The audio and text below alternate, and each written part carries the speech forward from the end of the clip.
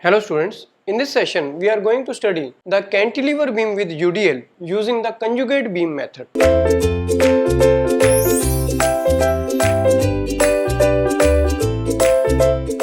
So we have to draw the conjugate beam, and with that conjugate beam we have to find out the maximum slope and maximum deflection, right? And for cantilever beam we already know that the maximum slope and maximum deflection will be at the free end AB. So at this end B dash there will be maximum slope and maximum deflection. This is the point of maximum slope, and also this is the point of maximum deflection, and we have to draw first the conjugate beam for this, right? So what is conjugate beam? This is the beam of same length. It is having a length same length, but loaded with the bending moment diagram. Loaded with bending moment diagram. Load applied is the bending moment diagram, right? So let us draw the bending moment diagram for this beam. We already know that for cantilever beam, if I take a section here, if I take a section at a distance x, so at a section x, so if it is W kilonewton per meter,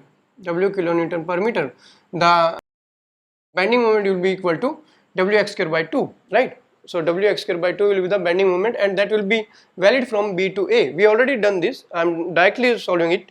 So the curve will be like this. It will be a parabolic curve with the convex inside.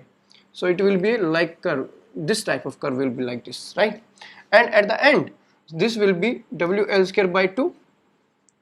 WL square by 2 at a length L. This is the total length L, right?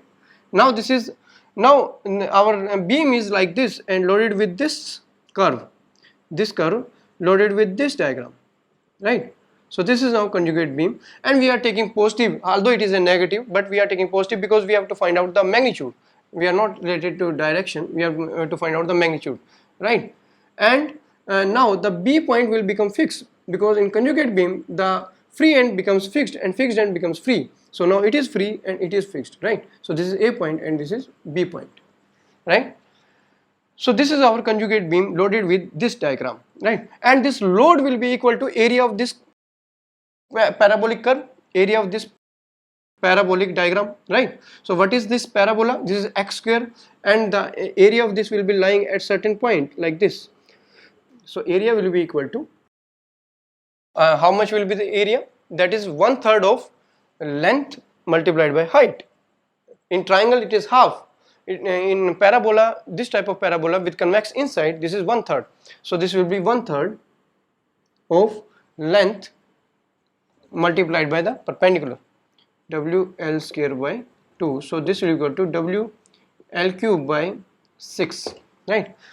With width EI, width is EI, right? So this is the area, and the distance from B will be,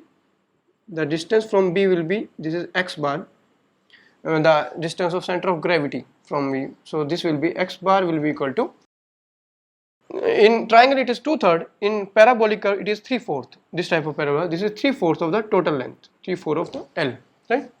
So x bar is 3/4 of the length, right? So the slope is maximum at B point. So theta max or theta B is equal to theta max is the shear force at B of conjugate beam divided by EI, right? So this will be theta max will be equal to shear force. Shear force is due to this force only, and this is the load. This is basically the load, which is equal to area of this curvature. So this is basically the load applied and multiplied by the this is the shear force divided by EI, right? So this will be equal to area or load divided by EI. So this will be equal to this area, WL cube by 6 EI by 6 EI. So this is theta max. WL cube by 6 EI, theta max for cantilever beam with UDL, right? Now what is Y or Y max at YB? So YB or Y max will be equal to moment of this load